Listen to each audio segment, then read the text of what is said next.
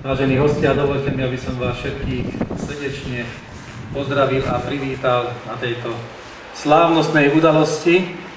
Hovorím tomu slávnostná udalosť, lebo dnes odovzdáme ďalšiu bytovú jednotku, 16-bytovú jednotku nájomcom. Dneska to skolaudujeme, čiže pribudne ďalších 16 bytov do majetku obce. No teraz sme odovzdali ich, ak dobre rátam, 72, takže tu bude ďalších 16 bytov. Dovoľte mi, aby som srdečne privítal medzi nami našich vzácnych hostí, a to poslancov Národnej rady, mojich dobrých priateľov, Zoltána Horváta, poslanca Národnej rady,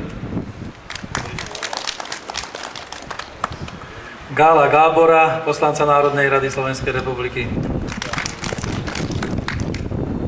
Erika Višňovského, prednostu Krajského stavebného úradu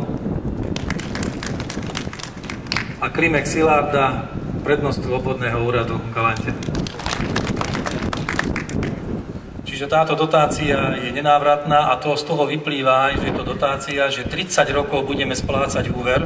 Obec bude 30 rokov splácať úver, aj za túto bytovú jednotku, aj túto splácame.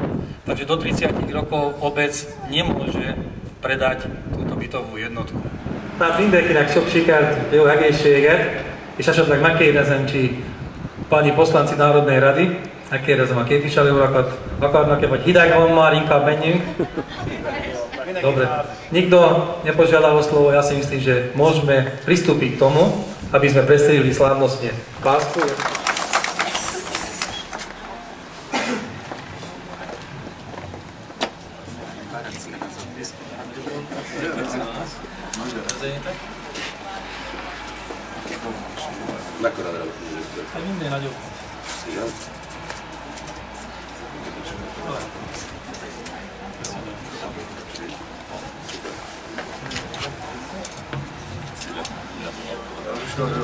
Szaporodjte.